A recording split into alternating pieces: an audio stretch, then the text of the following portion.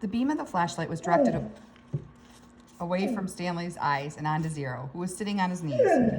Benson. The suitcase was on his lap. Mr. Pendanski was holding the flashlight. Mr. Sir stood next to him with his gun drawn and pointed in the same direction. Mr. Sir was barefoot and bare-chested, wearing only his pajama bottoms. The warden moved toward Zero. She was also in her bedclothes, wearing an extra-long t-shirt.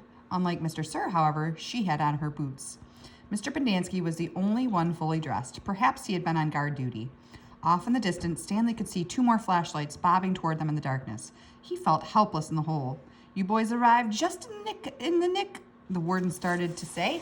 She stopped talking and she stopped walking. Then she slowly backed away. A lizard had crawled up on top of the suitcase. Its big red eyes glowed in the beam of the flashlight. Its mouth was open, and Stanley could see its white tongue moving in and out between its black teeth. Zero sat as still as a statue. A second lizard crawled up over the side of the suitcase and stopped less than an inch away from Zero's little finger. Stanley was afraid to look and afraid not to. He wondered if he should try to scramble out of the hole before the lizards turned on him, but he didn't want to cause any commotion. The second lizard crawled across Zero's fingers and halfway up his arm. It had occurred to Stanley that the lizards were probably on the suitcase when he handed it to Zero. "There's another one," gasped Mr. Pendanski. He shined the flashlight on the box of Frosted Flakes, which lay on its side beside Stanley's hole. A lizard was crawling out of it. The light also illuminated Stanley's hole.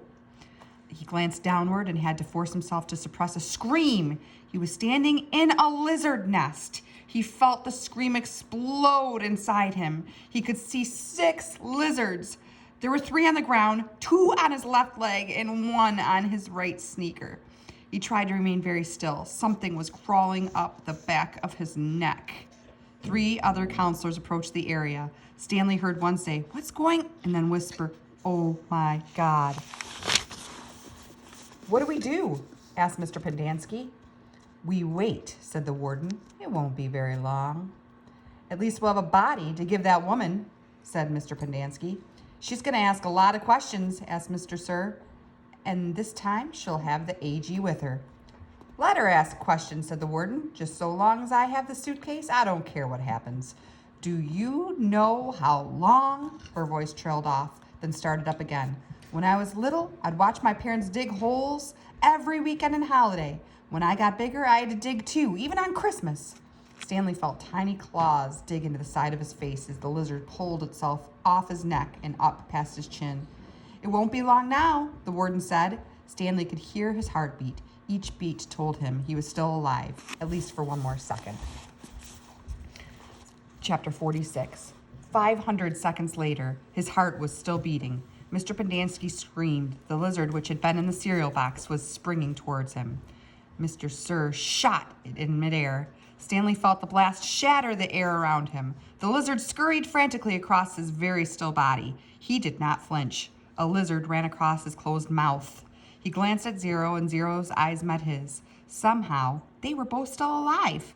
At least for one more second, one more heartbeat. Mr. Sir lit a cigarette. "I thought you quit," said one of the counselors. "Yeah, well, sometimes sunflower seeds just won't cut it." He took a long drag on his cigarette. "I'm going to have nightmares for the rest of my life." "Maybe we should just shoot them," suggested Mr. Pendanski. "Who?" asked the counselor. The lizards or the kids?" Mr. Pendanski laughed grimly. "The kids are going to die anyway," he laughed again. "At least we got plenty of graves to choose from." "We've got time," said the warden. "I've waited this long. I can wait another few." Her voice trailed off.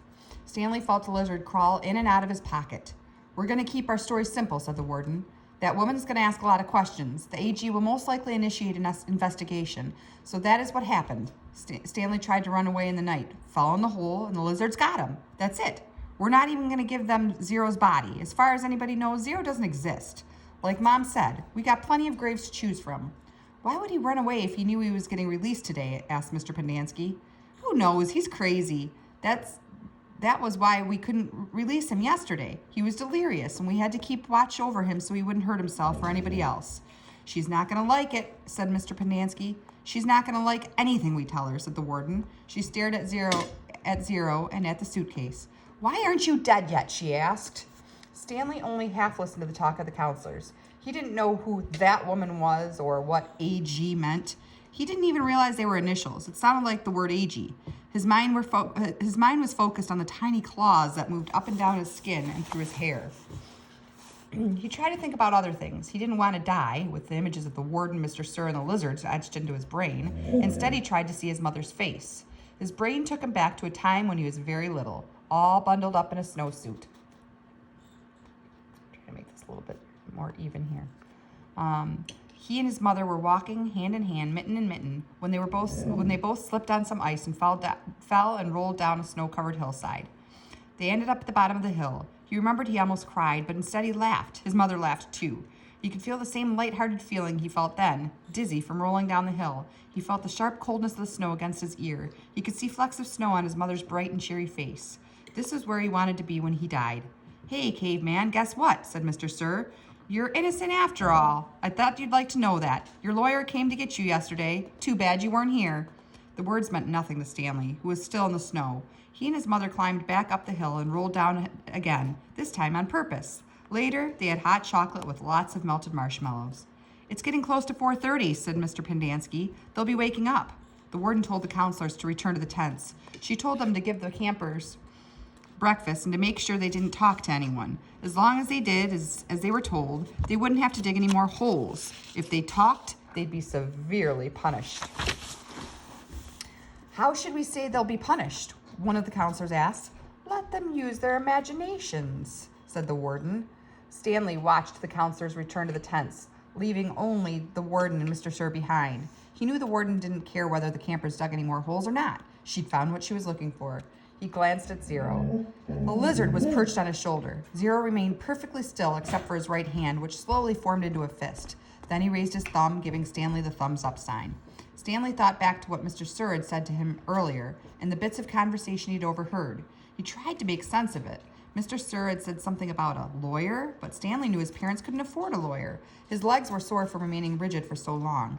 Standing still was more strenuous than walking. He slowly allowed himself to lean against the side of the hole. The lizards didn't seem to mind.